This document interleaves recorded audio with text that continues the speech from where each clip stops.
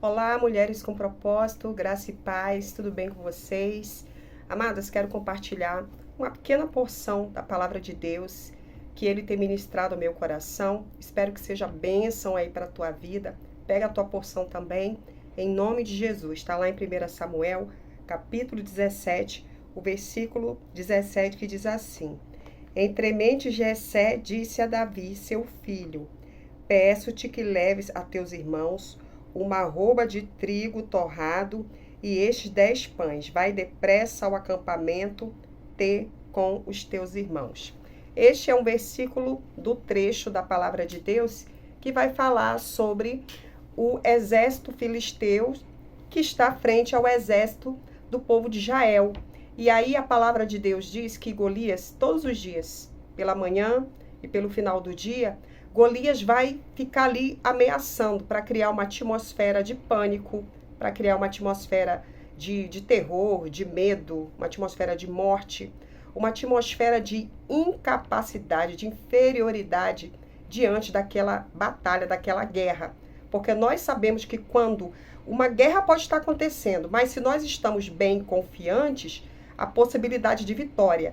Mas quando dentro de nós já estamos mexidas, nós estamos crendo que nós somos infinitamente incapazes, aí a possibilidade muito grande da derrota.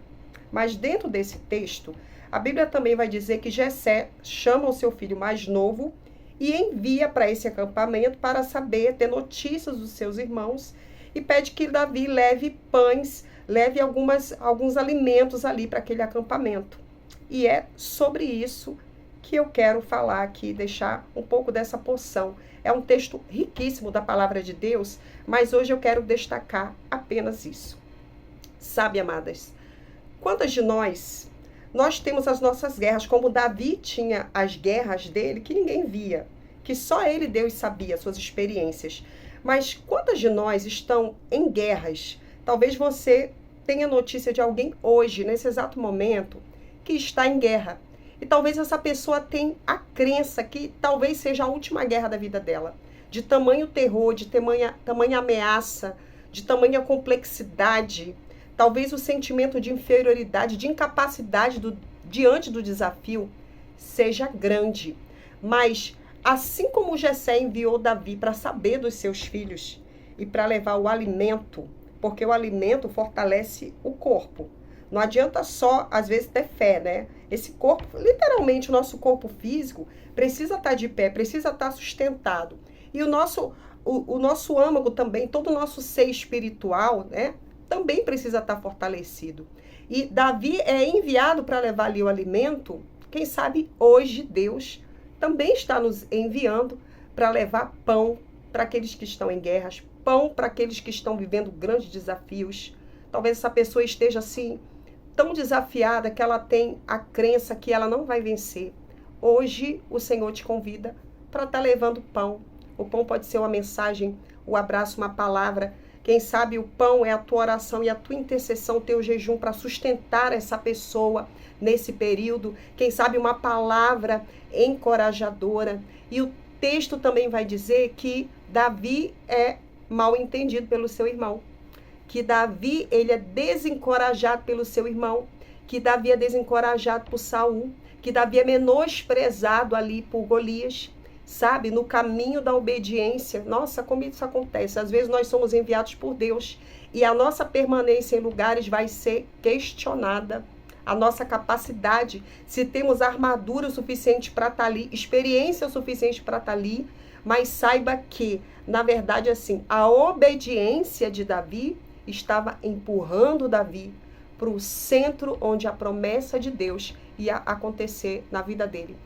Aquela guerra, na verdade, era uma virada para a vida de Davi.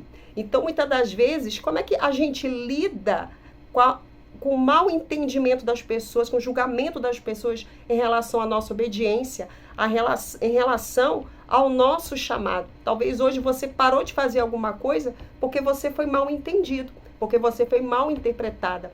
Mas saiba que a obediência de Davi conduziu Davi, na verdade, ao centro do propósito de Deus.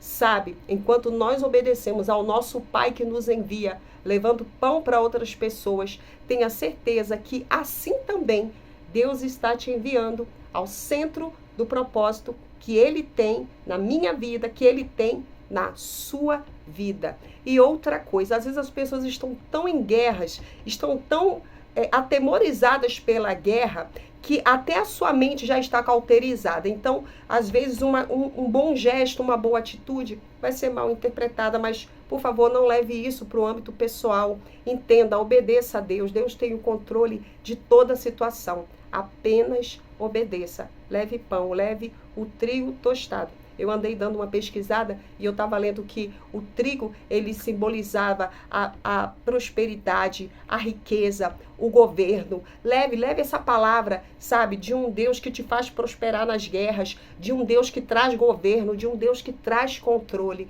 Amém? Seja a boca de Deus para essa geração aí que está em guerra. Amém? Em nome de Jesus. Seja abençoado com essa palavra.